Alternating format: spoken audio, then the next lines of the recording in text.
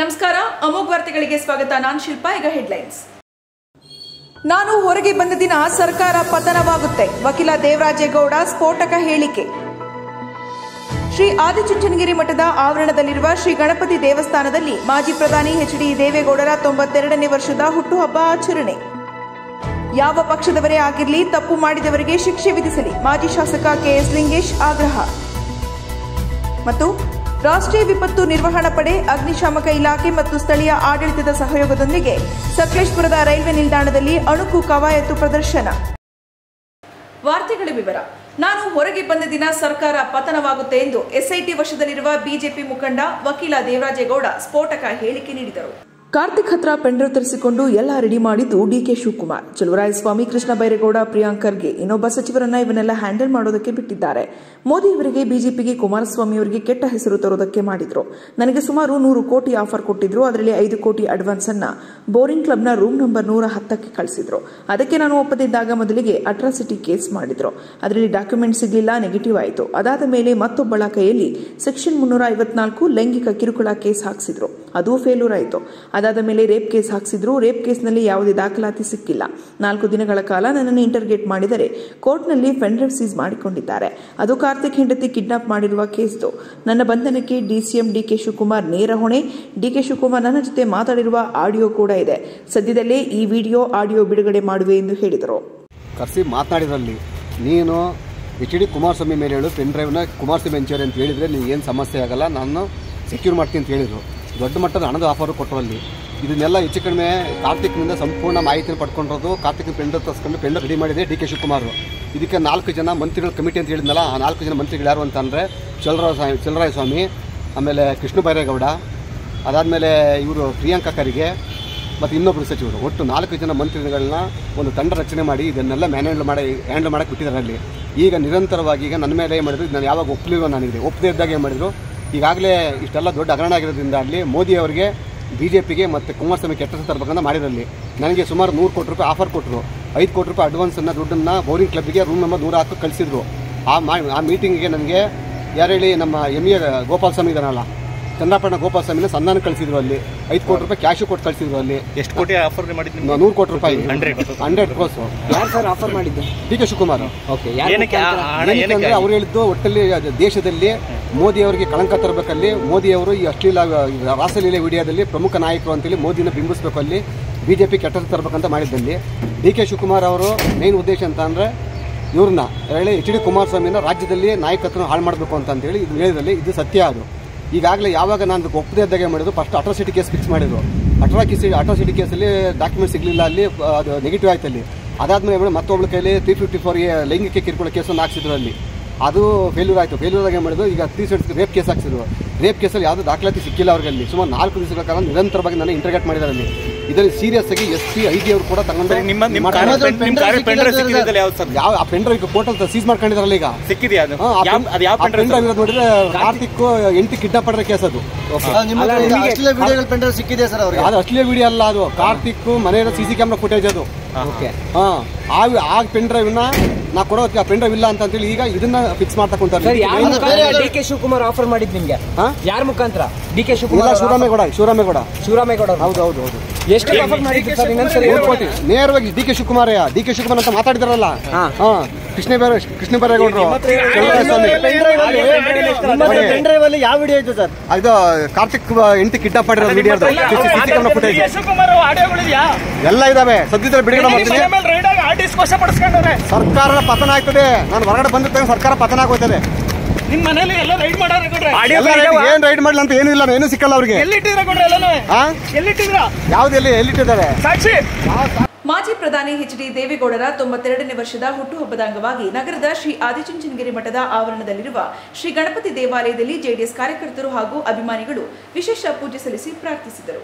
ಕ್ಷೇತ್ರದ ಶಾಸಕ ಎಚ್.ಪಿ. ಸ್ವರೂಪ್ ಪ್ರಕಾಶ್ ಮಾಧ್ಯಮದೊಂದಿಗೆ ಮಾತನಾಡಿ, ಶ್ರೀ ಆದಿಚುಂಚನಗಿರಿ ಮಠದ ಸ್ವಾಮೀಜಿಗಳ ಆಶೀರ್ವಾದ ಕೇಳುತ್ತಾ ಜೆಡಿಎಸ್ ಪಕ್ಷದ ಮುಖಂಡರು, ಕಾರ್ಯಕರ್ತರು ಹಾಗೂ ದೇವೇಗೌಡರು ಅಭಿಮಾನಿಗಳು ಸೇರಿ ಮಾಜಿ ಪ್ರಧಾನಿಗಳ 92ನೇ ವರ್ಷದ ಜನ್ಮದಿನವನ್ನು ಸರಳವಾಗಿ ಆಚರಣೆ ಮಾಡಲಾಗುತ್ತಿದೆ. ಕಾವೇರಿ ಗಡಿ ವಿಚಾರ ಕನ್ನಡಪರ ಹೋರಾಟ ಇರಬಹುದು. ದೇವೇಗೌಡರು ನಮ್ಮ ರಾಜ್ಯಕ್ಕೆ ಮತ್ತು ರಾಷ್ಟ್ರದಲ್ಲಿ ಸರ್ವಪಕ್ಷಗಳಿಗೆ ಸಲಹೆಗಳನ್ನು ಕೊಡುತ್ತಿದ್ದರು. ಭೂಪಟದಲ್ಲಿ ಹಾಸನ ಜಿಲ್ಲೆಯನ್ನು ಗುರುತಿಸುವಂತೆ ಮಾಡಿದವರು ಎಚ್.ಡಿ. ದೇವೇಗೌಡರೇ ಕಾರಣ. ಭಗವಂತನು ದೇವೇಗೌಡರಿಗೆ ಆರೋಗ್ಯ ಆಯಸ್ಸು ಕರುಣಿಸಿ ಇನ್ನು ಹಲವಾರು ವರ್ಷಗಳ ಕಾಲವಿದ್ದು ನಮಗೆ ಸಲಹೆ ಸೂಚನೆಯನ್ನು ಕೊಡಬೇಕು. ಜೆಡಿಎಸ್ ಪಕ್ಷ ಇನ್ನೂ ಇದೆ ಎಂದರೆ ದೇವೇಗೌಡರೇ ಕಾರಣ ಎಂದು ಹೇಳಿದರು. ಶ್ರೀ ಶ್ರೀ ಶಂಭುನಾಥ ಸ್ವಾಮೀಜಿಯವರ ಆಶೀರ್ವಾದ ಪಡೆಯುತ್ತಾ ಆದಿಚುಂಚನಗಿರಿ ಮಠದ ವಿಘ್ನೇಶ್ವರ ಒಂದು ಭಗವಂತನಲ್ಲೂ ಕೂಡ ಇವತ್ತು ನಾವೆಲ್ಲ ನಮ್ಮ ಪಕ್ಷದ ಕಾರ್ಯಕರ್ತರು, ಮುಖಂಡರು, ಹಿರಿಯರು ಎಲ್ಲರೂ ಕೂಡ ದೇವೇಗೌಡರ ಅಭಿಮಾನಿಗಳೆಲ್ಲರೂ ಸೇರಿ ಇವತ್ತು ಸನ್ಮಾನ್ಯ ನಮ್ಮ ಪರಮ ಪೂಜ್ಯ ಅಪ್ಪಾಜಿಯವರ ಒಂದು ಹುಟ್ಟುಹಬ್ಬವನ್ನು ಕೂಡ 92ನೇ ವರ್ಷದ ಹುಟ್ಟುಹಬ್ಬವನ್ನು ಕೂಡ ಆಚರಣೆ ಮಾಡಲಿಕ್ಕೆ ಪ್ರತಿ ವರ್ಷದಂತೆ ಸರಳವಾಗಿ ನಾವು ಆಚರಣೆಯನ್ನು ಮಾಡ್ತಾಯಿದ್ದೀವಿ. ಈ ನಮ್ಮ ಭೂಪಟದಲ್ಲೇ ಏನು ಹಾಸನ ಜಿಲ್ಲೆ ಅಂತ ಗುರುತಿಸಲಿಕ್ಕೂ ಕೂಡ ಸನ್ಮಾನ್ಯ ದೇವೇಗೌಡರ ಕಾರಣ. ಆ ನಿಟ್ಟಿನಲ್ಲಿ ಸನ್ಮಾನ್ಯ ದೇವೇಗೌಡರ ಅಪ್ಪಾಜಿಯವರಿಗೆ ಭಗವಂತ ಆರೋಗ್ಯ ಆಯಸ್ಸು ಕರುಣಿಸಲಿ. ನಮ್ಮ ಗೊತ್ತು ಇನ್ನೂ ಹಲವಾರು ವರ್ಷಗಳವರು 100 ವರ್ಷ ನಮ್ಮಗಳ ಜೊತೆ ಇದ್ದು ನಮಗೆ ಸಲಹೆ ಸೂಚನೆಗಳು ಕೊಡಬೇಕು. ನಮ್ಮ ಪಕ್ಷಕ್ಕೂ ಕೂಡ ಕೊಡುಗೆನೂ ಇದೆ. ನಮ್ಮ ಪಕ್ಷ ಇವತ್ತು JDS ಪಕ್ಷ ಇವತ್ತಿದೆ ಅಂದರೆ ನಮ್ಮ ಸನ್ಮಾನ್ಯ ದೇವೇಗೌಡರ ಅಪ್ಪಾಜಿಯವರೊಂದು ಆಶೀರ್ವಾದ. ಹಾಗಾಗಿ ಇವತ್ತು ನಾವು ಕೂಡ ಎಲ್ಲೋ ಪ್ರತಿ ವರ್ಷದಂತೆ ಈ ವರ್ಷವೂ ಕೂಡ ಭಗವಂತ ನಾವೆಲ್ಲ ಪಕ್ಷದ ಕಾರ್ಯಕರ್ತರು ಬಂದು ಅವರಿಗೆ ಒಂದು ಪೂಜೆ ಮಾಡೋ ಮುಖಾಂತರ ಅವರ ಆರೋಗ್ಯ ಆಯಸ್ಸು ಹೆಚ್ಚಿನ ಕರುಣಿಸಲಿ ಅಂತ ಭಗವಂತನ ಈ ಸಂದರ್ಭದಲ್ಲಿ ಹೇಳ್ತಾ, ಏನು ಸನ್ಮಾನ್ಯ ದೇವೇಗೌಡರ ಅಪ್ಪಾಜಿಯವರು ಏನು ರಾಜಕೀಯ ಅನುಭವದಲ್ಲಿ ಪ್ರಧಾನಮಂತ್ರಿ ಹುದ್ದೆಯನ್ನು ಏರಿ ಮುಖ್ಯಮಂತ್ರಿ ಹುದ್ದೆಯನ್ನು ಏನು ಏರಿದ್ದಾರೆ, ಈ ನಿಟ್ಟಿನಲ್ಲೂ ಕೂಡ ಇವತ್ತು ಬೇಲೂರು ಕ್ಷೇತ್ರದ ಮಾಜಿ ಶಾಸಕ ಹಾಗೂ ಜೆಡಿಎಸ್ ಜಿಲ್ಲಾಧ್ಯಕ್ಷ ಕೆಎಸ್ ಲಿಂಗೇಶ್ ಮಾತನಾಡಿ, ಮಾಜಿ ಪ್ರಧಾನಿ ಹಾಗೂ ಜೆಡಿಎಸ್ ರಾಷ್ಟ್ರೀಯ ಅಧ್ಯಕ್ಷರಾದ ದೇವೇಗೌಡರ 92ನೇ ವರ್ಷದ ಜನ್ಮದಿನವನ್ನು ಆಚರಿಸಿಕೊಳ್ಳುತ್ತಿದ್ದಾರೆ. ಈ ಇಳಿ ವಯಸ್ಸಿನಲ್ಲೂ 29ರ ಮಾನಸಿಕ ಚಿರಯೌವನ ಅವರಲ್ಲಿದೆ. ಸಾಮಾನ್ಯ ರೈತ ಕುಟುಂಬದಲ್ಲಿ ಹುಟ್ಟಿ ತಾಲೂಕು ಪಂಚಾಯಿತಿ ಸದಸ್ಯರಾಗುವ ಮೂಲಕ ರಾಜಕಾರಣಕ್ಕೆ ಕಾಲಿಟ್ಟು ಶಾಸಕರಾಗಿ, ಸಚಿವರಾಗಿ, ಮುಖ್ಯಮಂತ್ರಿಗಳಾಗಿ ಪ್ರಧಾನಮಂತ್ರಿ ಹುದ್ದೆಯವರೆಗೂ ಜನರು ಅವಕಾಶ ಕೊಟ್ಟಿದ್ದಾರೆ ಎಂದರು. ಪ್ರಧಾನಿಯಾಗಿ ಕೆಂಪುಕೋಟೆಯಲ್ಲಿ ಕನ್ನಡಿಗನಾಗಿ ಮೊದಲ ಬಾರಿಗೆ ರಾಷ್ಟ್ರಧ್ವಜವನ್ನು ಹಾರಿಸಿದ್ದಾರೆ. ಪ್ರಧಾನಮಂತ್ರಿ ಆದ ವೇಳೆ ಅನೇಕ ಉತ್ತಮ ಜನಪರ ಕಾರ್ಯಕ್ರಮ ಕೈಗೊಂಡಿದ್ದರು. ಕೃಷ್ಣ ಕಾವೇರಿ ಎನ್ನದೇ ನೀರಾವರಿಗೆ ತೊಡಗಿಸಿಕೊಂಡು ಕೇಂದ್ರದ ಅನುದಾನ ಕೊಡುವ ಮೂಲಕ ರಾಜ್ಯದ ಕೃಷ್ಣ ಬಾಂಡನ್ನು ಕೊಟ್ಟಿರುವುದನ್ನು ನೆನಪಿಸಿಕೊಳ್ಳಬೇಕಾಗುತ್ತದೆ. ಯಾವುದೇ ಕಪ್ಪು ಚುಕ್ಕಿ ಇಲ್ಲದೆ 11 ತಿಂಗಳ ಆಡಳಿತವನ್ನು ಯಶಸ್ವಿಯಾಗಿ ಕೊಟ್ಟಿದ್ದಾರೆ. ಯಾವ ಬುಲೆಟ್ ಪ್ರೂಫ್ ಹಾಕಿಕೊಳ್ಳದೆ ಕಾಶ್ಮೀರಕ್ಕೆ ಭೇಟಿ ಕೊಟ್ಟಿದ್ದಾರೆ. ಕರ್ನಾಟಕದಲ್ಲಿ ಇದ್ದಂತಹ ಪಡಿತರ ಪದ್ಧತಿಯನ್ನು ಇಡೀ ಭಾರತ ದೇಶಕ್ಕೆ ವಿಸ್ತರಿಸಿದಂತಹ ಕೀರ್ತಿ ಅವರಿಗೆ ಸಲ್ಲುತ್ತದೆ. ದೇವೇಗೌಡರ ಮಾರ್ಗದರ್ಶನ ಅತ್ಯವಶ್ಯಕವಾಗಿದ್ದು ಭಗವಂತ ಹೆಚ್ಚಿನ ಶಕ್ತಿ ನೀಡಿ ಆರೋಗ್ಯ ವೃದ್ಧಿಸಲಿ ಎಂದು ದೇವರಲ್ಲಿ ಪ್ರಾರ್ಥಿಸಿರುವುದಾಗಿ ತಿಳಿಸಿದರು. ಈ ದಿನ ಜಗದ್ಗುರು ನಿರ್ಮಲಾನಂದ ಸ್ವಾಮೀಜಿಯವರ ಮತ್ತು ಹಾಸನದ ಶಂಭುನಾಥ ಸ್ವಾಮೀಜಿಯವರ ಒಂದು ಆಶೀರ್ವಾದದೊಂದಿಗೆ ಜಿಲ್ಲಾ ಜನತೆಯ ಪರವಾಗಿ ವಿಘ್ನೇಶ್ವರನಿಗೆ ಪೂಜೆಯನ್ನು ಸಲ್ಲಿಸಿ ಮಾಜಿ ಪ್ರಧಾನಿಗಳು, ಜಾತ್ಯತೀತ ಜನತಾದಳದ ರಾಷ್ಟ್ರೀಯ ಅಧ್ಯಕ್ಷರು, ರೈತ ನಾಯಕರು ಆದಂಥ ಸನ್ಮಾನ್ಯ ದೇವೇಗೌಡರ 93ನೇ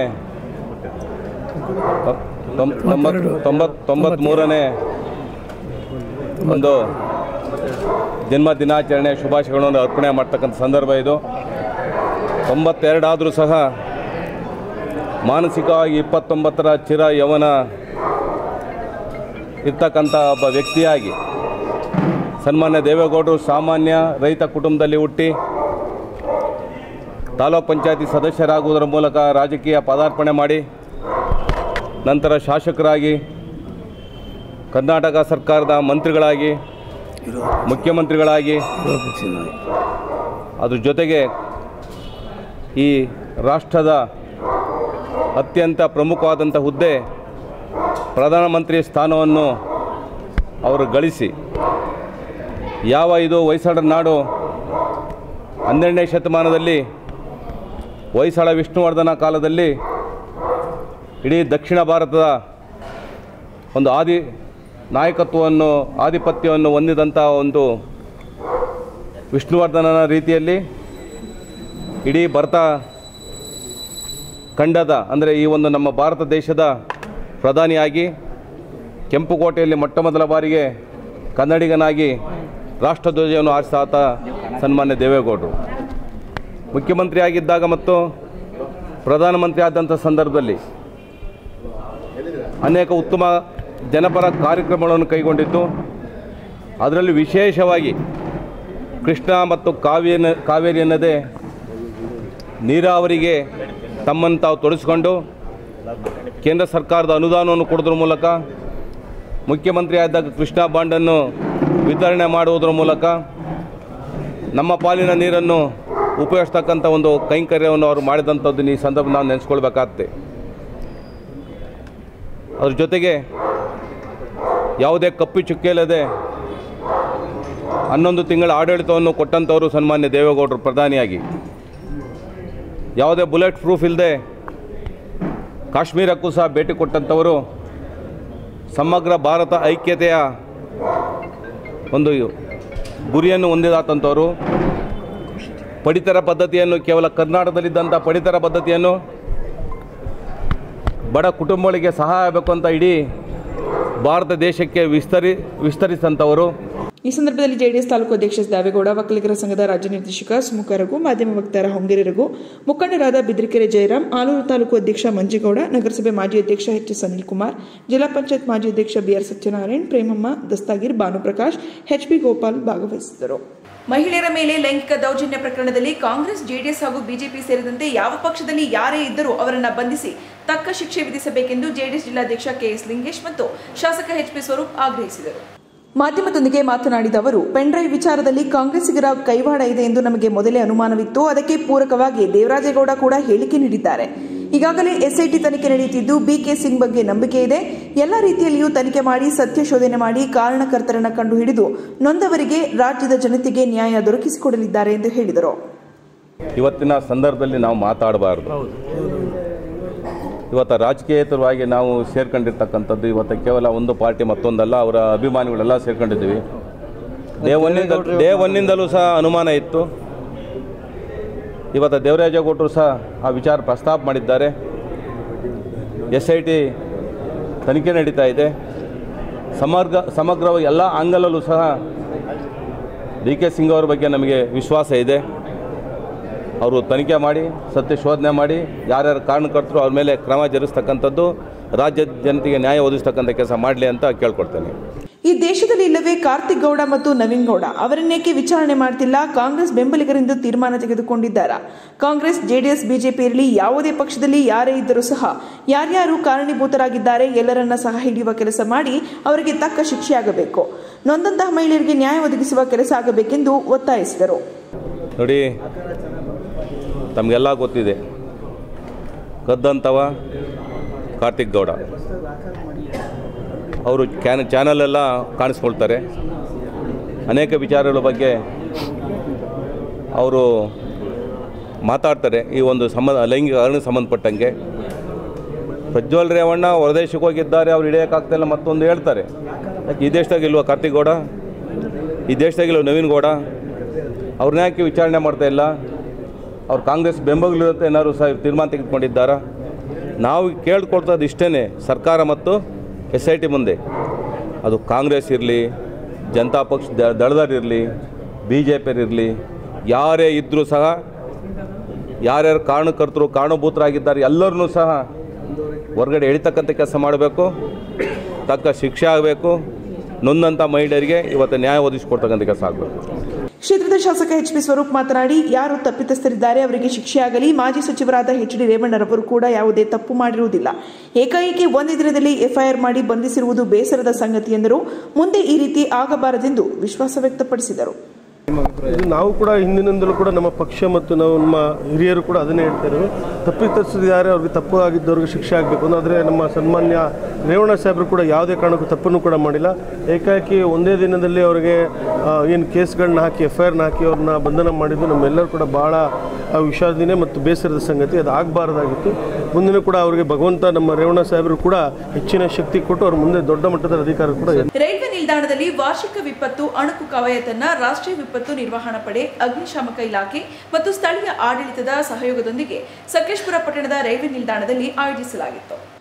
ರೈಲು ಅಪಘಾತವಾದಾಗ ಮತ್ತು ನಂತರದ ಪರಿಹಾರ ಕಾರ್ಯಾಚರಣೆಗಳ ಬಗ್ಗೆ ಅಣುಕು ಪ್ರದರ್ಶನ ನೋಡಲು ನೆರೆದಿದ್ದ ನೂರಾರು ಮಂದಿ.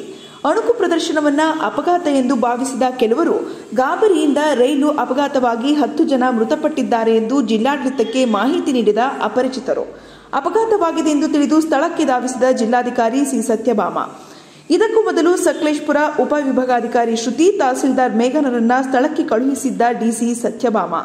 ಸ್ಥಳಕ್ಕೆ ತೆರಳಿ ಪರಿಶೀಲಿಸಿದ ಜಿಲ್ಲಾಧಿಕಾರಿ ಹಾಗೂ ಅಧಿಕಾರಿಗಳನ್ನ ಕಕ್ಕಾಬಿಕ್ಕಿಯಾಗುವಂತೆ ಮಾಡಿದ ಅಣುಕು ಪ್ರದರ್ಶನ ರೈಲು ದುರಂತ ಸಂಭವಿಸಿದ ಸಂದರ್ಭದಲ್ಲಿ ಮುಂಜಾಗ್ರತಾ ಕ್ರಮ ವಹಿಸುವ ಬಗ್ಗೆ ಪ್ರಾತ್ಯಕ್ಷಿಕೆಯನ್ನ ಸಾರ್ವಜನಿಕರಿಗೆ ತಿಳಿಸುವ ಉದ್ದೇಶದಿಂದ ಹಾಗೂ ರೈಲ್ವೆಯ ಸನ್ನದ್ಧತೆ ತಯಾರಿಯನ್ನು ಖಾತ್ರಿಪಡಿಸಿಕೊಳ್ಳಲು ಮತ್ತು ಸುರಕ್ಷಿತ ಕ್ರಮಗಳನ್ನು ಹೆಚ್ಚಿಸಲು ರೈಲು ಅಪಘಾತದ ಘಟನೆ ಮತ್ತು ನಂತರದ ಪರಿಹಾರ ಕಾರ್ಯಾಚರಣೆಗಳನ್ನು ಅನುಕರಿಸುವ ಅಣುಕು ಕವಾಯತು ವಿಪತ್ತು ನಿರ್ವಹಣೆ ಪ್ರಮುಖ ರೈಲು ಅಪಘಾತ ಮತ್ತು ಪರಿಹಾರ ಕಾರ್ಯಾಚರಣೆ ಈ ಅಣುಕು ಕವಾಯತು ವಿವಿಧ ರೈಲ್ವೆ ಇಲಾಖೆಗಳು ಮತ್ತು ಇತರೆ ತುರ್ತು ಸೇವೆಗಳ ಸಿಬ್ಬಂದಿಯನ್ನ ತುರ್ತು ಸಂದರ್ಭಗಳಲ್ಲಿ ಅಭ್ಯಾಸ ಮಾಡಲು ಮತ್ತು ಅವರ ಪ್ರತಿಕ್ರಿಯೆ ಸಾಮರ್ಥ್ಯವನ್ನು ಹೆಚ್ಚಿಸಲು ಅನುವು ಮಾಡಿಕೊಡುತ್ತದೆ. ಸಮರ್ಥವಾದ ವಿಪತ್ತು ನಿರ್ವಹಣೆ ಮೂಲಕ ಮಾನವ ಜೀವ ಮತ್ತು ಆಸ್ತಿಯ ಸಂಭಾವ್ಯ ನಷ್ಟವನ್ನು ಕಡಿಮೆ ಮಾಡುವುದು ಈ ಕವಾಯತಿನ ಗುರಿಯಾಗಿದೆ.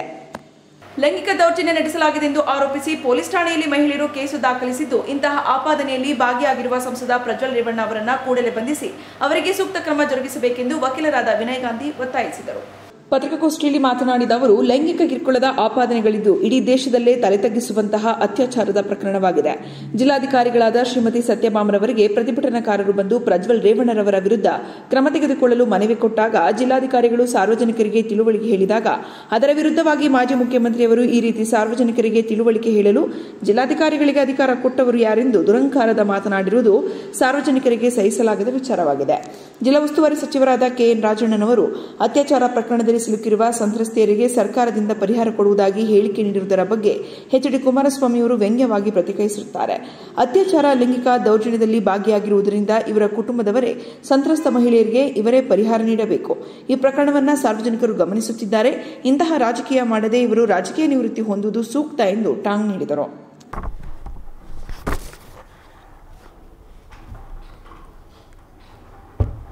ಏನು ನಿರಂತರವಾಗಿ ಪ್ರಜ್ವಲ್ ರೇವಣ್ಣ ಮತ್ತು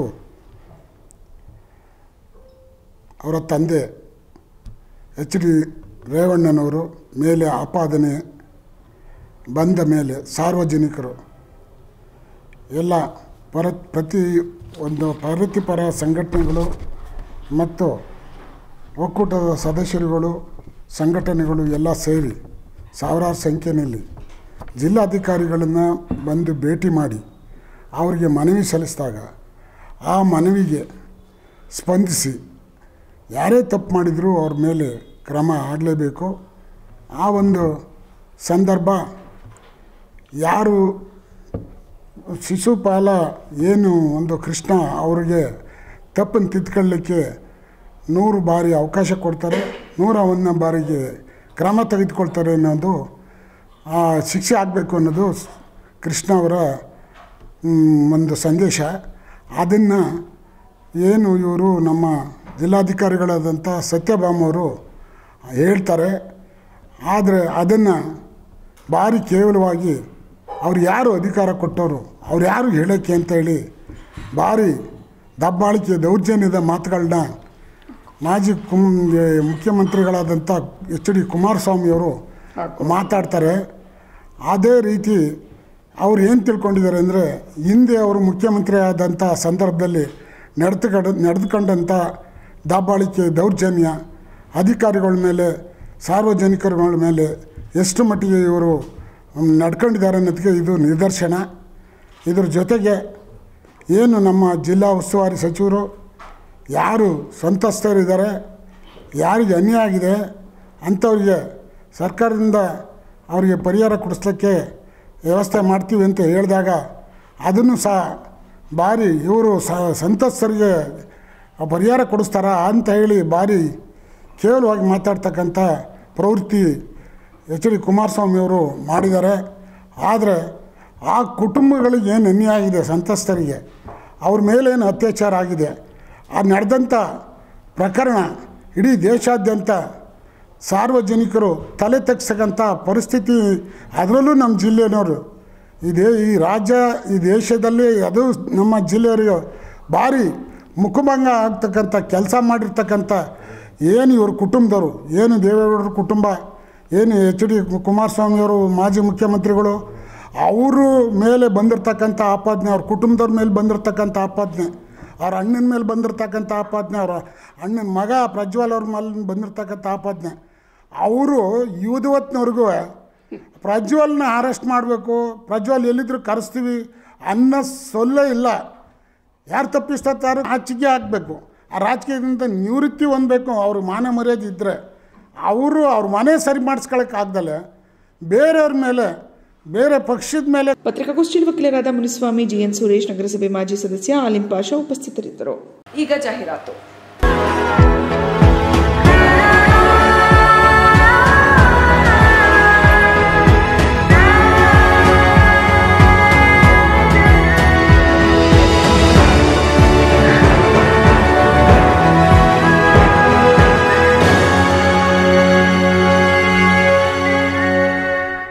ಪದವಿ ಪೂರ್ವ ಕಾಲೇಜು ಹಾಸನ.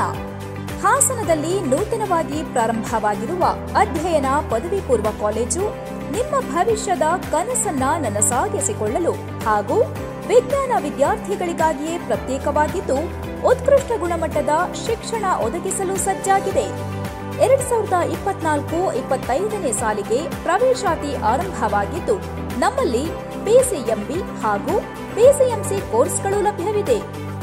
ಅಲ್ಲದೆ ವಿದ್ಯಾರ್ಥಿಗಳ ಸರ್ವತೋಮುಖ ಶಿಕ್ಷಣಾಭಿವೃದ್ಧಿಗಾಗಿ ಬೋರ್ಡ್ ಶಿಕ್ಷಣದೊಂದಿಗೆ ಸಿಇಟಿ, ನೀಟ್, ಜೆಇಇ ಕೋರ್ಸ್ಗಳನ್ನು ಸಂಯೋಜಿಸಲಾಗಿದೆ. ಅಷ್ಟೇ ಅಲ್ಲದೆ ಅರ್ಹ ವಿದ್ಯಾರ್ಥಿಗಳಿಗೆ ಸ್ಕಾಲರ್ಶಿಪ್ನ ಸೌಲಭ್ಯವಿದ್ದು ನುರಿತ ಉಪನ್ಯಾಸಕರು ಹಾಗೂ ಸುಸಜ್ಜಿತ ಲ್ಯಾಬ್ಗಳನ್ನು ಒಳಗೊಂಡಿದೆ. ವಿದ್ಯಾರ್ಥಿಗಳಿಗೆ ಹಾಸ್ಟೆಲ್ ವ್ಯವಸ್ಥೆಯೂ ಲಭ್ಯವಿದೆ. ಎಂದೇ ದಾಖಲಾತಿಗಾಗಿ ಸಂಪರ್ಕಿಸಿ. ಅಧ್ಯಯನ PU college, 60 feet road, Buddha ಮಾರ್ಗ, ವಿದ್ಯಾನಗರ, ಹಾಸನ. ಫೋನ್ ನಂಬರ್ಸ್ 08172 357 504 ಮತ್ತು 90195 26599.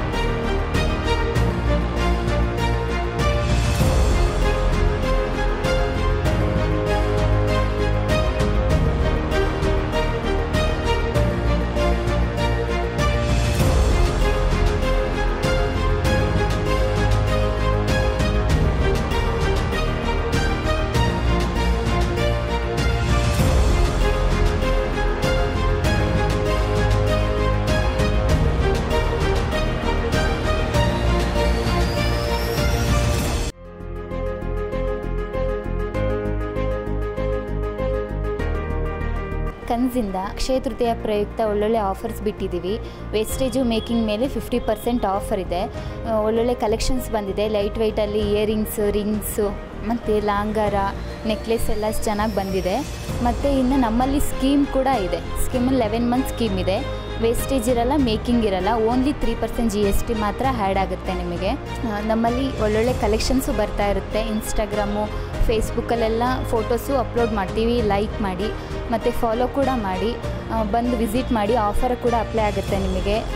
ಈ ಮಂತ್ ಮೇ 10th ಅಕ್ಷಯ ತೃತೀಯ ಪ್ರಯುಕ್ತ ಆಫರ್ ಕೂಡ ನಡೀತಾ ಇರುತ್ತೆ. ಬನ್ನಿ ಒಂದ್ಸರಿ ವಿಸಿಟ್ ಮಾಡಿ. ಐಟಮ್ಸ್ ಎಲ್ಲ ನೋಡಿ ಕಲೆಕ್ಷನ್ಸ್ ಇಷ್ಟ ಆದರೆ ತಗೊಳ್ಳಿ sir. Thank you. Sujala PU college ಹಾಸನದ ಹೆಸರಾಂತ ವಿದ್ಯಾಸಂಸ್ಥೆಗಳಲ್ಲಿ ಒಂದಾದ Sujala PU college science, commerce ಕೋರ್ಸ್ಗಳಿಗೆ ದಾಖಲಾತಿ ಪ್ರಾರಂಭವಾಗಿದೆ ಮತ್ತು ಸಿಇಟಿ, ನೀಟ್, ಜೆಇಇ ತರಗತಿಗಳಿಗೆ ನುರಿತ ಅಧ್ಯಾಪಕರಿಂದ ತರಬೇತಿ ನೀಡಲಾಗುವುದು. ಸುಸಜ್ಜಿತ ಬಯಾಲಜಿ, ಕೆಮಿಸ್ಟ್ರಿ, ಫಿಸಿಕ್ಸ್ ಮತ್ತು ಕಂಪ್ಯೂಟರ್ ಸೈನ್ಸ್ ಲ್ಯಾಬ್ ವ್ಯವಸ್ಥೆ ಮತ್ತು ವಿದ್ಯಾರ್ಥಿನಿಯರಿಗೆ ಪ್ರತ್ಯೇಕ ವಸತಿ ವ್ಯವಸ್ಥೆ ಸೌಲಭ್ಯವಿದೆ. ಮತ್ತು ಹಾಸನದ ಹೆಸರಾಂತ ಗಣಿತಶಾಸ್ತ್ರದ ಉಪನ್ಯಾಸಕರಾದ ಡಾಕ್ಟರ್ ಲೋಕೇಶ್ ಇವರ ಸಾರಥ್ಯದಲ್ಲಿ ಪಿಯು ಕಾಲೇಜ್ ಮುನ್ನಡೆಯುತ್ತಿದೆ. ಸುಜಲಾ ಪಿಯು ಕಾಲೇಜ್ ನಮ್ಮಲ್ಲಿ 100ಕ್ಕೆ 100ರಷ್ಟು ಫಲಿತಾಂಶ. Sujala PU college, Apoorva hotel road, ಉತ್ತರ ಬಡಾವಣೆ, Hassan. Mobile number 9900324364 or 8310486679 or 7259622214. Sujala PU college, ಸುಭದ್ರತೆಯ ಕಾಲೇಜ್.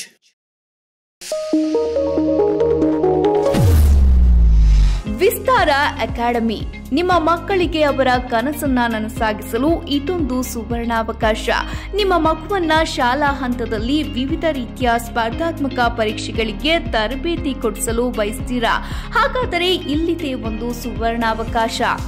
ಸ್ಪರ್ಧಾತ್ಮಕ ಪರೀಕ್ಷೆಗಳಿಗೆ ಹೆಸರುವಾಸಿಯಾದ ದಿ ಬೆಸ್ಟ್ ಕೋಚಿಂಗ್ ಸೆಂಟರ್ ಇನ್ ಹಾಸನ, ಅದುವೇ ವಿಸ್ತಾರ ಅಕಾಡೆಮಿ.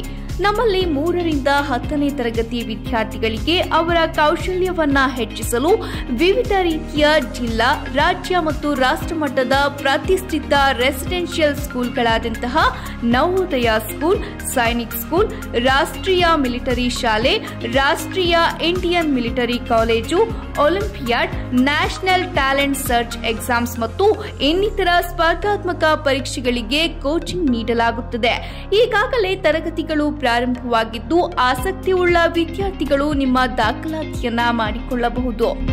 ವಿಶೇಷ ಸೂಚನೆ, ನಮ್ಮಲ್ಲಿ ಆನ್ಲೈನ್ ಮತ್ತು ಆಫ್ಲೈನ್ ತರಗತಿಗಳು ಕೂಡ ಲಭ್ಯವಿದೆ.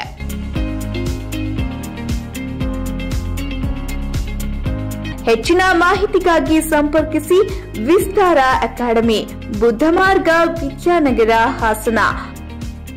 ಫರ್ನಿಚರ್ ಮತ್ತೆ ಇಂಟೀರಿಯರ್ ಮಾಡಿಸೋಕೆ ಒಳ್ಳೆ ಮೆಟೀರಿಯಲ್ಸ್ ಹುಡುಕ್ತಾ ಇದ್ದೀರಾ? ಹಾಗಿದ್ರೆ ಇಲ್ಲಿದೆ ಒಂದೊಳ್ಳೆ ಜಾಗ, ಶ್ರೀ ಶ್ಯಾಮ್ ಪ್ಲೈವುಡ್ಸ್. ಹಾಸನದ ನೆಹರು ರಸ್ತೆಯಲ್ಲಿ ಶ್ರೀ ರಂಗನಾಥ ಹಾಲ್ನ ಎದುರು ಇರುವ ಶ್ರೀ ಶ್ಯಾಮ್ ಪ್ಲೈವುಡ್ಸ್ ನಲ್ಲಿ ಎಲ್ಲ ಬಗೆಯ door fitting, plywood, vinyl wood fitting, fiber ಡೋರ್ಗಳು, ವಿವಿಧ ಬಗೆಯ ಮೌಲ್ಡಿಂಗ್ ವುಡನ್ ಡೋರ್ಗಳು ಮತ್ತು ಲ್ಯಾಮಿನೇಟ್ಸ್ ಹಾಗೂ ಇಟಾಲಿಯನ್ ಕಿಚನ್ ಬ್ಯಾಸ್ಕೆಟ್ ಸಹ ದೊರೆಯುತ್ತದೆ. ನಮ್ಮಲ್ಲಿ ಬ್ರಾಂಡೆಡ್ ಕಂಪನಿಗಳಾದ ಗೋದ್ರೇಜ್, ಯುನಿಪಾ, ಗ್ರೀನ್ ಪ್ಲೈ, ಆರ್ಟೆಡ್ lamp, kit ply, century ply ವಸ್ತುಗಳು ಸಹ ಲಭ್ಯವಿದ್ದು ನಮ್ಮ ಎಲ್ಲ ಅಗತ್ಯತೆಗಳು ಒಂದು ಸೂರಿನಡಿನಲ್ಲಿ ಲಭ್ಯವಿದೆ.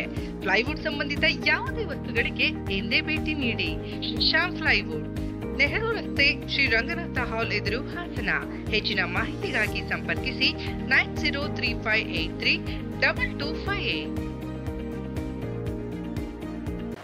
ಮತ್ತೊಮ್ಮೆ ಅಮೋಘ ವಾರ್ತೆಗಳಿಗೆ ಸ್ವಾಗತ. ಕೂಡಲೇ ರೆಡ್ ಕಾರ್ನರ್ ನೋಟಿಸ್ ಕೊಟ್ಟು ರಾಜತಾಂತ್ರಿಕ ವೀಸಾ ರದ್ದುಪಡಿಸಿ ಪ್ರಜ್ವಲ್ ರೇವಣ್ಣನನ್ನ ಬಂಧಿಸಬೇಕೆಂದು ಅಶ್ಲೀಲ ವಿಡಿಯೋ ಪ್ರಕರಣ ಕುರಿತು ರಾಜ್ಯ ಮಟ್ಟದ ಸಮಾಲೋಚನಾ ಸಭೆಯಲ್ಲಿ ಜಿಲ್ಲಾ ಜನಪರ ಚಳುವಳಿಗಳ ಒಕ್ಕೂಟದಿಂದ ಆಗ್ರಹಿಸಲಾಯಿತು. ಜಿಲ್ಲಾ ಕನ್ನಡ ಸಾಹಿತ್ಯ ಪರಿಷತ್ ಭವನದಲ್ಲಿ ದಲಿತ, ರೈತ, ಕಾರ್ಮಿಕ, ಅಲ್ಪಸಂಖ್ಯಾತ, ವಿದ್ಯಾರ್ಥಿ ಮತ್ತು ಯುವಜನ ಸಂಘಟನೆಗಳು ಮತ್ತು ಸಮಾನ ಮನಸ್ಕರ ಐಕ್ಯ ವೇದಿಕೆ ಸೇರಿ ಜಿಲ್ಲಾ ಜನಪರ ಚಳುವಳಿಗಳ ಒಕ್ಕೂಟದಿಂದ ಸಭೆ ನಡೆಸಲಾಯಿತು. ರಾಜ್ಯ ಸರ್ಕಾರದ ಸಂಸದ ಪ್ರಜ್ವಲ್ ರೇವಣ್ಣನನ್ನ ಕೂಡಲೇ ಬಂಧಿಸಬೇಕು.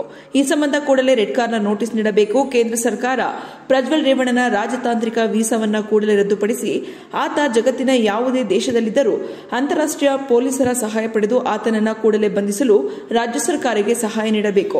ಸಂತ್ರಸ್ತ ಮಹಿಳೆಯರ ಲೈಂಗಿಕ ವಿಡಿಯೋಗಳು ಮತ್ತು ಚಿತ್ರಗಳನ್ನು ಸಾರ್ವಜನಿಕರಿಗೆ ಪೆನ್ ಡ್ರೈವ್ ಮತ್ತು ಸಾಮಾಜಿಕ ಮಾಧ್ಯಮ ಮತ್ತಿತರೆ ಸಾಧನಗಳ ಮುಖಾಂತರ ಸಾರ್ವಜನಿಕವಾಗಿ ಹಂಚಲು ಸಂಚು ನಡೆಸಿದ ಹಾಗೂ ಸಾರ್ವಜನಿಕವಾಗಿ ಹಂಚಿದ ವ್ಯಕ್ತಿಗಳನ್ನು ಕೂಡಲೇ ಬಂಧಿಸಬೇಕು ಹಾಗೂ ಅವರ ಮೇಲೆ ಕಠಿಣ ಕಾನೂನು ಪ್ರಕರಣ ದಾಖಲಿಸಬೇಕು. ಈ ಪ್ರಕರಣಕ್ಕೆ ಸಂಬಂಧಿಸಿದಂತೆ ಎಫ್ಎಸ್ಐಎಲ್ ವರದಿಯನ್ನು ಆದಷ್ಟು ಬೇಗ ಬಿಡುಗಡೆ ಮಾಡಬೇಕು. ಈ ಪ್ರಕರಣದ ಆರೋಪಿಗಳ ಬಂಧನ, ಶೀಘ್ರ ತನಿಖೆ ಮತ್ತು ಅಪರಾಧಿಗಳಿಗೆ ಕಠಿಣ ಶಿಕ್ಷೆಗೆ ಆಗ್ರಹಿಸಿ ರಾಜ್ಯ ಹಾಗೂ ಕೇಂದ್ರ ಸರ್ಕಾರದ ಮೇಲೆ ಒತ್ತಡ ಹಾಕಲು ಮತ್ತು ಸಂತ್ರಸ್ತ ಮಹಿಳೆಯರ ಘನತೆಯನ್ನು ಕಾಪಾಡಿ ಅವರಿಗೆ ಧೈರ್ಯ ತುಂಬಲು ಹಾಸನದಲ್ಲಿ ಬೃಹತ್ ಸ್ವರೂಪದ ಪ್ರತಿಭಟನಾ ಮೆರವಣಿಗೆ ಮತ್ತು ಬಹಿರಂಗ ಸಭೆ ನಡೆಸುವ ಅಗತ್ಯವಿದೆ. ಈ ಹಿನ್ನೆಲೆಯಲ್ಲಿ ಲೋಕಸಭಾ ಚುನಾವಣೆಯ ಫಲಿತಾಂಶಕ್ಕೂ ಮುನ್ನ ಈ ತಿಂಗಳ ಅಂತ್ಯದಲ್ಲಿ ಹಾಸನ ಚಲೋ ಎಂಬ ಹೋರಾಟವನ್ನು ಸಂಘಟಿಸಿ ಹಾಸನ ಜಿಲ್ಲೆ ಮತ್ತು ರಾಜ್ಯಾದ್ಯಂತ ಹೆಚ್ಚು ಜನರನ್ನು ಪಾಲ್ಗೊಳಿಸಲು ಎಲ್ಲರೂ ಶಕ್ತಿ ಮೀರಿ ಪ್ರಯತ್ನಿಸಬೇಕೆಂದು ಕರೆ ಕೊಡಲಾಯಿತು. ಸಭೆಯಲ್ಲಿ ಹಿರಿಯ ವಕೀಲರಾದ ವೆಂಕಟೇಶ್, ಸಿಐಟಿಯು ಜಿಲ್ಲಾಧ್ಯಕ್ಷ ಧರ್ಮೇಶ್, ದಲಿತ ಮುಖಂಡ ಎಚ್ಕೆ ಸಂದೇಶ್, ಸಾಹಿತಿಗಳಾದ Roopa Hassan, M Somashekar, Goruru Raju, Mubashir Ahmed, HR Naveen Kumar, RP Venkatesh Murthy, Eerappa, MG Prithvi, Shivanna, Vijayakumar, Suvarna ಹಾಜರಿದ್ದರು. ನಗರದ ಶ್ರೀ ಶಂಕರ ಮಠದಲ್ಲಿ ಮೇ ತಿಂಗಳ 21ರ ಮಂಗಳವಾರದಂದು ಶುಲ್ಕರಹಿತ ನೇತ್ರ ತಪಾಸಣೆ ನಡೆಯಲಿದ್ದು, ಶಸ್ತ್ರಚಿಕಿತ್ಸೆಯ ಅವಶ್ಯಕತೆ ಇದ್ದವರಿಗೆ ಬೆಂಗಳೂರಿನ ಶ್ರೀ ಶಾರದಾ ಮತ್ತು ದಂತ ಚಿಕಿತ್ಸಾಲಯದಲ್ಲಿ ಶಸ್ತ್ರಚಿಕಿತ್ಸೆಯನ್ನು ಮಾಡಿಸಲಾಗುವುದೆಂದು ಹಾಸನ ಶಂಕರ ಮಠದ ಧರ್ಮಾಧಿಕಾರಿ ಎಂಎಸ್ ಶ್ರೀಕಂಠಯ್ಯನವರು ತಿಳಿಸಿದ್ದಾರೆ. ಪತ್ರಿಕಾಗೋಷ್ಠಿಯಲ್ಲಿ ಮಾತನಾಡಿದ ಅವರು, ಶೃಂಗೇರಿ ಜಗದ್ಗುರು ಭಾರತಿ ತೀರ್ಥ ಮಹಾಸ್ವಾಮಿಗಳ ಸನ್ಯಾಸ ಸ್ವೀಕಾರದ ಸುವರ್ಣ ವರ್ಷದ ಹಿನ್ನೆಲೆ ಸುವರ್ಣ ಭಾರತಿ ಹೆಸರಿನಲ್ಲಿ ವಿವಿಧ ಸಮಾಜ ಉಪಯೋಗಿ ಕಾರ್ಯಗಳು ದೇಶಾದ್ಯಂತ ವರ್ಷ ಪೂರ್ತಿ ಎಲ್ಲ ಶಾಖಾ ಮಠಗಳಲ್ಲಿಯೂ ಪ್ರದೇಶಾನುಗುಣವಾಗಿ ನಡೆಯಲಿದ್ದು, ಹಾಸನದಲ್ಲಿ ಮೊದಲ ಹಂತದಲ್ಲಿ ಈ ನೇತ್ರ ಚಿಕಿತ್ಸೆಯನ್ನು ಏರ್ಪಡಿಸಲಾಗಿದೆ. ಕಳೆದ ವರ್ಷ ನಡೆಸಿದ್ದ ಇದೇ ರೀತಿಯ ಕಾರ್ಯಕ್ರಮದಲ್ಲಿ 200 ಮಂದಿ ಚಿಕಿತ್ಸೆಗೆ ಒಳಗಾಗಿ 12 ಫಲಾನುಭವಿಗಳು ಉಚಿತ ಶಸ್ತ್ರಚಿಕಿತ್ಸೆಯನ್ನು ಪಡೆದಿದ್ದರು ಎಂದರು. ಈ ಶಿಬಿರದ ಆಯೋಜನೆಗೆ ಜಿಲ್ಲಾ ಆರೋಗ್ಯ ಮತ್ತು ಕುಟುಂಬ ಕಲ್ಯಾಣ ಇಲಾಖೆ, ಜಿಲ್ಲಾ ಅಂಧತ್ವ ನಿವಾರಣಾ ಸಂಸ್ಥೆಗಳಿಗೂ ಸಹಕರಿಸುತ್ತಿದ್ದು, 21ರಂದು ಬೆಳಗ್ಗೆ 9 ಗಂಟೆಯಿಂದ ನೋಂದಣಿ ಆರಂಭವಾಗಲಿದೆ. ಅನುಭವಿ ನೇತ್ರ ತಜ್ಞರ ತಂಡ ನೇತ್ರ ಪರೀಕ್ಷೆ ನಡೆಸಿ ಶಸ್ತ್ರಚಿಕಿತ್ಸೆಗೆ ಅರ್ಹರನ್ನ ಆಯ್ಕೆ ಮಾಡಿ ಬೆಂಗಳೂರಿಗೆ 22ರಂದು ಕಳುಹಿಸಿಕೊಡಲಿದೆ ಎಂದು ಹೇಳಿದರು. ಶೃಂಗೇರಿಯ ದಕ್ಷಿಣಾಮ್ನಾಯ ಶಾರದಾ ಪೀಠದ ಹಿರಿಯ ಗುರುಗಳಾದಂಥ ಪೂಜ್ಯ ಭಾರತೀ ತೀರ್ಥ ಮಹಾಸ್ವಾಮಿಗಳ ಸನ್ಯಾಸತ್ವ ಸ್ವೀಕಾರದ 50ನೇ ವರ್ಷದ ಸುವರ್ಣ ಭಾರತಿ ಮಹೋತ್ಸವವನ್ನು ಒಂದು ವರ್ಷ ಆಚರಣೆ ಮಾಡ್ತಾಯಿದ್ದೀವಿ. ಈ ಸಮಯದಲ್ಲಿ ನಾವು ಸಮಾಜಕ್ಕೆ ನೀಡಬೇಕಾದಂಥ ಅನೇಕ ಸಾಮಾಜಿಕ ಕರ್ತವ್ಯಗಳನ್ನು ನಿರ್ವಹಣೆ ಮಾಡಬೇಕು ಅಂತ ನಿರ್ಧಾರ ಮಾಡಿದ್ದೀವಿ. ಇಡೀ ವರ್ಷ ಇದು ಉಚಿತವಾಗಿ ನಡೆಯುತ್ತೆ. ಹಾಸನ ಶಾಖಾ ಮಠದಲ್ಲಿ ಈಗ ಬರುವ 21ನೇ ತಾರೀಕು ಉಚಿತ ನೇತ್ರ ಚಿಕಿತ್ಸಾ ಶಿಬಿರವನ್ನು ನಾವು ಏರ್ಪಾಡು ಮಾಡಿದ್ದೀವಿ. ಇದಕ್ಕೆ ಸಮಾಜದ ಎಲ್ಲ ಜಾತಿ ಭೇದವಿಲ್ಲದೆ ಎಲ್ಲ ಬಂಧುಗಳು ಬಂದು ಸಹಕರಿಸಬೇಕು, ಉಪಯೋಗವನ್ನು ಪಡೆಯಬೇಕು ಅನ್ನೋದು ಮುಖ್ಯ ಉದ್ದೇಶವಾಗಿದೆ. 21ನೇ ತಾರೀಕು ನಡೆಯುವ ಈ ನೇತ್ರ ತಪಾಸಣಾ ಶಿಬಿರದ ನೇತೃತ್ವವನ್ನು ನಮ್ಮ ಮುಖ್ಯಸ್ಥರಾದಂಥ ನಟರಾಜರು ವಹಿಸಿಕೊಂಡಿದ್ದಾರೆ. ಪತ್ರಿಕಾಗೋಷ್ಠಿಯಲ್ಲಿ ಹಿರಿಯ ನೇತ ತಜ್ಞ ಡಾಕ್ಟರ್ PL ನಟರಾಜ್, ಶ್ರೀ ಶೃಂಗೇರಿ ಮಠದ ವ್ಯವಸ್ಥಾಪಕ ರಾಧಾಕೃಷ್ಣ ಉಪಸ್ಥಿತರಿದ್ದರು. ತಣ್ಣೀರುಹಳ್ಳ ಕಲ್ಪತರು ರಸ್ತೆಯ ಬಳಿ ನೂತನವಾಗಿ ನಿರ್ಮಿಸಿರುವ ಕಿರ್ಲೋಸ್ಕರ್ ಮತ್ತು ಬಿಡಿಭಾಗಗಳ ನೂತನ ಮಳಿಗೆಯನ್ನ KCP ಗ್ರೂಪ್ ಪಾಲುದಾರರಾದ DJ ಸಾಗರ್ ಜ್ಯೋತಿ ಬೆಳಗುವುದರ ಮೂಲಕ ಉದ್ಘಾಟಿಸಿದರು. ನಂತರ DJ ಸಾಗರ್ ಮಾತನಾಡಿ, ಕಿರ್ಲೋಸ್ಕರ್ ವತಿಯಿಂದ 11ನೇ ಬ್ರಾಂಚ್ ಅನ್ನು ಹಾಸನದಲ್ಲಿ ಆರಂಭಿಸಲಾಗಿದೆ. ಈ ಕೇಂದ್ರ ಇನ್ನು ಉತ್ತಮ ಮಟ್ಟಕ್ಕೆ ಬೆಳೆಯಲಿ, 11ರಿಂದ 111ಕ್ಕೆ ತನ್ನ ಶಾಖೆಯನ್ನ ಮುಂದುವರಿಸಲಿ ಎಂದು ಶುಭ ಹಾರೈಸಿದರು. ಕಿರ್ಲೋಸ್ಕರ್ ವತಿಯಿಂದ 11ನೇ ಬ್ರಾಂಚ್ ಉದ್ಘಾಟನೆ ಮಾಡುತ್ತಿರುವಂತಹ ಶ್ಯಾಮ್ ಪ್ರಸಾದ್ ಸರ್ಗಳು ಹಾಗೂ ನನ್ನ ಎಲ್ಲ ಆತ್ಮೀಯರು ಸೇರಿರುವಂಥ ಎಲ್ಲ ಹಿರಿಯರು ನಾನು ಒಳ್ಳೆಯದಾಗಲಿ, ಈ ಬ್ರಾಂಚ್ಗೆ ಇನ್ನೂ ಉತ್ತಮ ಮಟ್ಟದಲ್ಲಿ ಬೆಳೀಲಿ, 11ರಿಂದ 111 ಆಗಲಿ ಆದಷ್ಟು ಬೇಗ ಅಂತ ನಾನು ಆಶಿಸ್ತೀನಿ. ಇದೇ ವೇಳೆ ಸಂಸ್ಥೆಯ ಪ್ರಸಾದ್ ಮಾತನಾಡಿ, ಪವರ್ ಇಂಜಿನಿಯರ್ ಸಂಸ್ಥೆಯು 2002ರಲ್ಲಿ ಪ್ರಾರಂಭವಾದ ಸಂಸ್ಥೆ. ನಂತರ 2008ರಲ್ಲಿ ಕಿರ್ಲೋಸ್ಕರ್ ಅಧಿಕೃತವಾಗಿ ಮಾನ್ಯತೆಯನ್ನು ಪಡೆದಿದೆ. 2015ನೇ ಇಸ್ವಿಯಲ್ಲಿ ಶಿವಮೊಗ್ಗ ಮತ್ತು ಚಿಕ್ಕಮಗಳೂರು ಇನ್ನು 2 ಜಿಲ್ಲೆಯಲ್ಲಿ ಶಾಖೆ ವಿಸ್ತರಿಸಲಾಗಿದೆ. 2018ರಲ್ಲಿ ಪುತ್ತೂರಲ್ಲಿ ಶಾಖೆ ಆರಂಭವಾಯಿತು. ಇನ್ನು ಹೆಚ್ಚಿನ ರೀತಿ ವಿಸ್ತರಿಸಲು 2021ರಲ್ಲಿ ಕಾರ್ಕಳ, ನಂತರ ಹಾವೇರಿ, ದಾವಣಗೆರೆ, ಚಿತ್ರದುರ್ಗ ಈ 3 ಜಿಲ್ಲೆಗಳಲ್ಲಿ ಶಾಖೆ ಇದ್ದು 2024ರ ಮೇ 10ರಂದು ತುಮಕೂರಿನಲ್ಲಿ ಇನ್ನೊಂದು ಶಾಖೆ ಪ್ರಾರಂಭಿಸಿ ಈಗ ಹಾಸನದಲ್ಲಿ 11ನೇ ಶಾಖೆಯನ್ನು ಪ್ರಾರಂಭಿಸಿ ಜನರಿಗೆ ಸೇವೆ ಕೊಡಲಾಗುತ್ತಿದೆ. ದೇಶದ ಅಭಿವೃದ್ಧಿಗೆ ಈ ಸೇವೆಯಾಗಬೇಕು. EDP ಗ್ರೂಪ್ನಲ್ಲಿ ನಾವು ಪಾಲುದಾರರಾಗಬೇಕು. ಯಾವುದೇ ಜನ ಸೆಟ್ ಇರಬಹುದು. ಕಿರ್ಲೋಸ್ಕರ್ನಲ್ಲಿ 60% ಜನ್ ಸೆಟ್, ಉಳಿದ 40ರಿಂದ 30 ಭಾಗ ಇಂಡಸ್ಟ್ರಿಯಲ್ ಇಂಜಿನಿಯರ್ಸ್ ಎಂದು ಹೇಳುತ್ತದೆ. ಯಾವುದೇ ಇಂಜಿನ್ ಇರಬಹುದು, ಬ್ರೇಕ್ ಡೌನ್ ಆಗಬಾರದು. ಹಾಗೆ ಆದರೆ ದೇಶಕ್ಕೆ ಒಂದು ರೀತಿಯ ಆರ್ಥಿಕವಾಗಿ ಬೆಳವಣಿಗೆಗೆ ಹೊಡೆತ ಬೀಳುತ್ತದೆ. ಆ ದೃಷ್ಟಿಯಲ್ಲಿ ಕಾಲಕಾಲಕ್ಕೆ ಅದನ್ನ ಮೇಂಟೆನೆನ್ಸ್ ಆಗಬೇಕು. ಅದಕ್ಕಾಗಿ ಈ ಶಾಖೆ ಪ್ರಾರಂಭಿಸಿ ಕೆಲಸ ಮಾಡಬೇಕಾಗಿದೆ ಎಂದು ಅಭಿಪ್ರಾಯಪಟ್ಟರು. ಪ್ರಸಾದ್ ಪವರ್ ಇಂಜಿನಿಯರ್ಸ್ ಸಂಸ್ಥೆಯು 2002ರಲ್ಲಿ ಪ್ರಾರಂಭವಾದಂತಹ ಸಂಸ್ಥೆ. ತದನಂತರ ಬೆಳೆದು 2008ರಲ್ಲಿ ಇದು ಕಿರ್ಲೋಸ್ಕರ್ ಆಯಿಲ್ ಎಂಜಿನ್ಸ್ ಲಿಮಿಟೆಡ್ ವತಿಯಿಂದ ಅಧಿಕೃತವಾಗಿ ಮಾನ್ಯತೆಯನ್ನು ಪಡೆಯಿತು. 2015ನೇ ಇಸ್ವಿ ಸಾಧಾರಣ ಜುಲೈ ತಿಂಗಳಲ್ಲಿ ಇನ್ನೂ 2 ಜಿಲ್ಲೆ ವಿಸ್ತರಿಸಬೇಕು ಅಂತ ಹೇಳಿ ಕಿರ್ಲೋಸ್ಕರ್ ಆಯಿಲ್ ಎಂಜಿನ್ಸ್ ಲಿಮಿಟೆಡ್ ವತಿಯಿಂದ ಕೇಳಿಕೊಂಡಾಗ ನಾವು ಶಿವಮೊಗ್ಗ ಮತ್ತೆ ಚಿಕ್ಕಮಗಳೂರು ಈ ಟೆರಿಟರಿಯನ್ನು ಅಲ್ಲಿ 2 ಶಾಖೆಗಳನ್ನು ಪ್ರಾರಂಭಿಸಿದೆವು. 2018ರಲ್ಲಿ ಪುತ್ತೂರಲ್ಲಿ ಒಂದು ಶಾಖೆ ಪ್ರಾರಂಭವಾಯಿತು. ಅಲ್ಲಿಯ ಜನತೆಗೆ ಆದಷ್ಟು ಬೇಗ ಸರ್ವಿಸ್ ಅನ್ನು ಕೊಡುವ ದೃಷ್ಟಿಯಿಂದ, ಸೇವೆಗಳನ್ನು ನೀಡುವ ದೃಷ್ಟಿಯಿಂದ 2018 ಫೆಬ್ರವರಿಯಲ್ಲಿ ಪುತ್ತೂರಲ್ಲಿ ಒಂದು ಶಾಖೆ ಪ್ರಾರಂಭವಾಯಿತು. ಇತ್ತೀಚಿನ ದಿನಗಳಲ್ಲಿ ಕಿರ್ಲೋಸ್ಕರ್ ಆಯಿಲ್ ಇಂಜಿನ್ಸ್ ಲಿಮಿಟೆಡ್ ವತಿಯಿಂದ ಇನ್ನೂ ಹೆಚ್ಚಿನ ಏರಿಯಾಗಳನ್ನು, ಟೆರಿಟರಿಯನ್ನು ವಿಸ್ತರಿಸಬೇಕು ಅಂತ ಕೇಳಿಕೆ ಮೇರೆಗೆ ಕಳೆದ ಡಿಸೆಂಬರ್ 2023 ಡಿಸೆಂಬರ್ 21ರಂದು ಕಾರ್ಕಳ ಶಾಖೆಯನ್ನು ಪ್ರಾರಂಭಿಸಿದೆವು. ತದನಂತರ ಹಾವೇರಿ, ದಾವಣಗೆರೆ, ಚಿತ್ರದುರ್ಗ ಈ 3 ಜಿಲ್ಲೆಗಳಲ್ಲಿ ನಮ್ಮ ಶಾಖೆಯನ್ನು ಕಳೆದ ಜೂನ್ 29ರಂದು ಪ್ರಾರಂಭಿಸಿದೆವು. ಕಳೆದ 10ನೇ ತಾರೀಕಿಗೆ, ಇದೇ ಮೇ 10ನೇ ತಾರೀಕಿಗೆ ತುಮಕೂರಲ್ಲಿಯೂ ನಮ್ಮ ಇನ್ನೊಂದು ಶಾಖೆಯು ಪ್ರಾರಂಭವಾಯಿತು. ಇದು ಈಗ 11ನೇ ಶಾಖೆ. ಪ್ರಸಾದ್ ಪವರ್ ಇಂಜಿನಿಯರ್ಸ್ ವತಿಯಿಂದ ಈ ಹಾಸನ ಜಿಲ್ಲೆಯ ಜನರಿಗೆ ಸೇವೆಯನ್ನು ನೀಡುವ ದೃಷ್ಟಿಯಿಂದ ಇದು 11ನೇ ಶಾಖೆಯನ್ನು ಇವತ್ತು ನಾವು ಪ್ರಾರಂಭಿಸ್ತಾ ಇದ್ದೇವೆ. ಈ ಸೇವೆ ಹೇಗೆ ಅಂತ ಹೇಳಿದ್ರೆ, ಇದು ನಮಗೆ ದೇಶದ ಅಭಿವೃದ್ಧಿಗೆ ಪೂರಕವಾಗಿರ್ಬೇಕು. ದೇಶದ GDP ಗ್ರೋತ್ ಅಲ್ಲಿ ನಾವು ಪಾಲುದಾರರಾಗಬೇಕು. ಅದು ಹೇಗಂತ ಹೇಳಿದ್ರೆ, ಯಾವುದೇ ಜನ್ಸೆಟ್ ಇರ್ಬೋದು. ಕಿರ್ಲೋಸ್ಕರ್ ಅಲ್ಲಿ 60% ಜನ್ಸೆಟ್, ಇನ್ನು ಉಳಿದಂತಹ ಒಂದು 40%, 35% ಭಾಗ ಇಂಡಸ್ಟ್ರಿಯಲ್ ಎಂಜಿನ್ಸ್ ಅಂತ ಹೇಳ್ತೇವೆ. ಕನ್ಸ್ಟ್ರಕ್ಷನ್ ಇಕ್ವಿಪ್ಮೆಂಟ್ಗಳಿಗೆ ಎಂಜಿನ್ ಸಪ್ಲೈ ಆಗ್ತದೆ. ಸೊ ಇದರದ್ದು ಯಾವುದೇ ಇಂಜಿನ್ಗಳಿರ್ಬೋದು, ಜೆನ್ಸೆಟ್ಗಳಿರ್ಬೋದು, ಬ್ರೇಕ್ ಡೌನ್ಗಳು ಆಗಬಾರ್ದು. ಬ್ರೇಕ್ ಡೌನ್ಗಳು ಆದರೆ ದೇಶಕ್ಕೆ ಒಂದು ರೀತಿಯ ಆರ್ಥಿಕವಾಗಿ ಬೆಳವಣಿಗೆ ಆಗೋದ್ರಲ್ಲಿ ಒಂದು ಹೊಡೆತ ಬೀಳ್ತದೆ. ಸೊ ಆ ದೃಷ್ಟಿಯಿಂದ ಕಾಲಕಾಲಕ್ಕೆ ಯಾವ ರೀತಿಯ ಮೇಂಟೆನೆನ್ಸ್ಗಳು ಆಕ್ಟಿವಿಟೀಸ್ ಆಗಬೇಕು, ಅದಕ್ಕೋಸ್ಕರ ನಾವು ಈ ಶಾಖೆಯನ್ನು ಇಲ್ಲಿ ಪ್ರಾರಂಭಿಸಿ ಆ ದೃಷ್ಟಿಯಿಂದ ನಾವು ಇಲ್ಲಿ ಕೆಲಸ ಮಾಡಬೇಕಾಗಿದೆ. ಈ ಸಂದರ್ಭದಲ್ಲಿ ವೆಂಕಟೇಶ್ವರಿ, ಭರಣಿಕುಮಾರ್, ಪ್ರಕಾಶ್, ಎನ್ ಸಂತೋಷ್, ಜ್ಞಾನ್, ಚಂದ್ರಶೇಖರ್ ಉಪಸ್ಥಿತರಿದ್ದರು. ಅರ್ಕಲ್ಗೂಡಿನಲ್ಲಿ ಮಾಜಿ ಪ್ರಧಾನಿ ಎಚ್ ಡಿ ದೇವೇಗೌಡ ಅವರ ಹುಟ್ಟುಹಬ್ಬದ ಅಂಗವಾಗಿ ಗ್ರಾಮ ದೇವತೆಗೆ ಪೂಜೆ ಕೈಂಕರ್ಯ ನೆರವೇರಿಸುವ ಮೂಲಕ ಜೆಡಿಎಸ್ ಕಾರ್ಯಕರ್ತರು ಸರಳವಾಗಿ ಆಚರಣೆ ನಡೆಸಿದರು.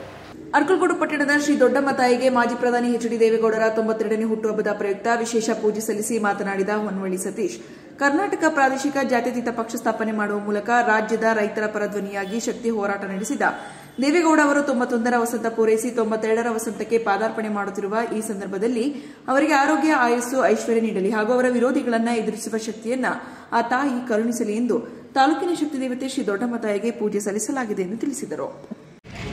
ಏನೊಂದು ದಿವಸ ನಮ್ಮ ಪಕ್ಷದ ರಾಷ್ಟ್ರೀಯ ಅಧ್ಯಕ್ಷರು, ಮಾಜಿ ಪ್ರಧಾನಮಂತ್ರಿಗಳು, ನಮ್ಮೆಲ್ಲರ ನೆಚ್ಚಿನ ನಾಯಕರಾದಂಥ ಸನ್ಮಾನ್ಯ ದೇವೇಗೌಡರು 91 ವರ್ಷ ಮುಗಿದು 92ನೇ ವರ್ಷಕ್ಕೆ ಕಾಲಿಡ್ತಾ ಇದ್ದಾರೆ. ಆ ಒಂದು ಶುಭ ಸಂದರ್ಭದಲ್ಲಿ ನಮ್ಮ ತಾಲೂಕಿನ ಎಲ್ಲ ಪಕ್ಷದ ಮುಖಂಡರು ಮತ್ತು ಕಾರ್ಯಕರ್ತರುಗಳು ಸೇರಿ ನಮ್ಮ ತಾಲೂಕಿನ ಅಧಿದೇವತೆ ದೊಡ್ಡಮ್ಮ ತಾಯಿಯ ಅಲ್ಲಿ ಬಂದು ಪೂಜೆಯನ್ನು ಮಾಡಿಸೋ ಮುಖಾಂತರ ಸನ್ಮಾನ್ಯ ದೇವೇಗೌಡರಿಗೆ ಆಯುರಾರೋಗ್ಯ ಐಶ್ವರ್ಯನ ಕೊಡಲಿ, ಅವರಿಗೆ ಇನ್ನೂ ಹೆಚ್ಚಿನ ಶಕ್ತಿಯನ್ನು ಕೊಡಲಿ, ಅವರು ಎಂಥ ಸಂಕಷ್ಟಗಳನ್ನು ಕೂಡ ಎದುರಿಸುವಂಥ ಶಕ್ತಿ ತಾಯಿ ಅವರಿಗೆ ದಯಪಾಲಿಸಲಿ.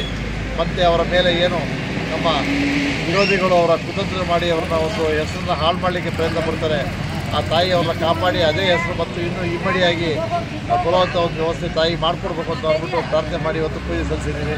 ನನ್ನ ದೇವೇಗೌಡರ ಮುಂದಿನ ಒಂದು ವರ್ಷ ತುಂಬ ತಾಯಿ ಆಶೀರ್ವಾದದಿಂದ ನಮ್ಮ ಪಕ್ಷವನ್ನು ಮತ್ತೆ ಹೆಚ್ಚು ಬಲಪಡಿಸಲಿಕ್ಕೆ ಶಕ್ತಿ ಕೊಡಲಿ ತಾಯಿ. ವಾಸವಿ ಜಯಂತಿ ಅಂಗವಾಗಿ ಪ್ರತಿ ವರ್ಷದಂತೆ ಈ ವರ್ಷವೂ ಶ್ರೀ ಕನ್ನಿಕಾ ಪರಮೇಶ್ವರಿ ದೇವಸ್ಥಾನದಲ್ಲಿ ದೇವರಿಗೆ ವಿಶೇಷ ಪೂಜೆ ಸಲ್ಲಿಸಿ ಸಾರ್ವಜನಿಕರಿಗೆ ಅನ್ನದಾನ ನೆರವೇರಿಸಲಾಯಿತು. ನಗರದ ಹಾಸನಾಂಬ ದೇವಿ ರಸ್ತೆ ಗಾಂಧಿ ಬಜಾರ್ ಬಳಿ ಇರುವ ಶ್ರೀ ಕನ್ನಿಕಾ ಪರಮೇಶ್ವರಿ ದೇವಸ್ಥಾನದಲ್ಲಿ ವಾಸವಿ ಜಯಂತಿ ಅಂಗವಾಗಿ ಕಳೆದ 3 ದಿನಗಳಿಂದಲೂ ದೇವರಿಗೆ ವಿಶೇಷ ಪೂಜೆಗಳು ಜರುಗಿದ್ದು, ಬೆಳಗ್ಗೆ 6 ಗಂಟೆಗೆ ಮಂಗಳವಾದ್ಯ, ಶ್ರೀ ವಾಸವಿ ಸುಪ್ರಭಾತ ಮತ್ತು ಮಹಾಮಂತ್ರ ಪಾರಾಯಣ, ಅಮ್ಮನವರಿಗೆ ಪ್ರಧಾನ ಕಲಶಗಳೊಂದಿಗೆ 102 ಕಲಶಗಳ ಸಹಿತ ಪಂಚಾಮೃತ ಅಭಿಷೇಕ ಜರುಗಿತು. ಇದಾದ ಬಳಿಕ ಮಹಾಮಂಗಳಾರತಿ, ತೀರ್ಥ ಪ್ರಸಾದ ವಿತರಿಸಲಾಯಿತು. ಬೆಳಿಗ್ಗೆ 10:30ಕ್ಕೆ ವಾಸವಿ ಹೋಮ ಮತ್ತು ದುರ್ಗಾ ಹೋಮ ನಡೆದು ಪೂರ್ಣಾಹುತಿ, ತೊಟ್ಟಿಲು ಪೂಜೆ, ಪಂಚಕನ್ನಿಕೆಯರಿಗೆ ಪೂಜೆ ನೆರವೇರಿಸಲಾಯಿತು. ಮಧ್ಯಾಹ್ನ 1ಕ್ಕೆ ಅಷ್ಟಮದಾನ ಸೇವೆ ನಡೆದ ನಂತರ ಮಹಾಮಂಗಳಾರತಿ ಮಾಡಲಾಯಿತು. ಈ ಸಂದರ್ಭದಲ್ಲಿ ಆರ್ಯವೈಶ್ಯ ಮಂಡಳಿ ಅಧ್ಯಕ್ಷ ವಿಶ್ವನಾಥ್ ಶೆಟ್ಟಿ, ಉಪಾಧ್ಯಕ್ಷ ಎಚ್ ಎ ರಾಮಚಂದ್ರ, ಪ್ರಿಯಾ ನಾಗೇಂದ್ರ, ಸಪ್ತಗಿರಿ ರಾಜು, ನಾಗಶಂಕರ್, ರಮೇಶ್ ಹಾಜರಿದ್ದರು. ಕೊನೆಯಲ್ಲಿ ಮತ್ತೊಮ್ಮೆ ಹೆಡ್ಲೈನ್ಸ್. ನಾನು ಹೊರಗೆ ಬಂದ ದಿನ ಸರ್ಕಾರ ಪತನವಾಗುತ್ತೆ, ವಕೀಲ ದೇವರಾಜೇಗೌಡ ಸ್ಫೋಟಕ ಹೇಳಿಕೆ. ಶ್ರೀ ಆದಿಚುಂಚನಗಿರಿ ಮಠದ ಆವರಣದಲ್ಲಿರುವ ಶ್ರೀ ಗಣಪತಿ ದೇವಸ್ಥಾನದಲ್ಲಿ ಮಾಜಿ ಪ್ರಧಾನಿ ಎಚ್ ಡಿ ದೇವೇಗೌಡರ 92ನೇ ವರ್ಷದ ಹುಟ್ಟುಹಬ್ಬ ಆಚರಣೆ. ಯಾವ ಪಕ್ಷದವರೇ ಆಗಿರಲಿ ತಪ್ಪು ಮಾಡಿದವರಿಗೆ ಶಿಕ್ಷೆ ವಿಧಿಸಲಿ, ಮಾಜಿ ಶಾಸಕ ಕೆಎಸ್ ಲಿಂಗೇಶ್ ಆಗ್ರಹ. ಮತ್ತು ರಾಷ್ಟ್ರೀಯ ವಿಪತ್ತು ನಿರ್ವಹಣಾ ಪಡೆ, ಅಗ್ನಿಶಾಮಕ ಇಲಾಖೆ ಮತ್ತು ಸ್ಥಳೀಯ ಆಡಳಿತದ ಸಹಯೋಗದೊಂದಿಗೆ ಸಕಲೇಶಪುರದ ರೈಲ್ವೆ ನಿಲ್ದಾಣದಲ್ಲಿ ಅಣುಕು ಕವಾಯತು ಪ್ರದರ್ಶನ. ಮುಂದಿನ ವಾರ್ತಾ ಸಂಚಿಕೆಯೊಂದಿಗೆ ಮತ್ತೆ ಭೇಟಿಯಾಗೋಣ. ವಂದನೆಗಳು.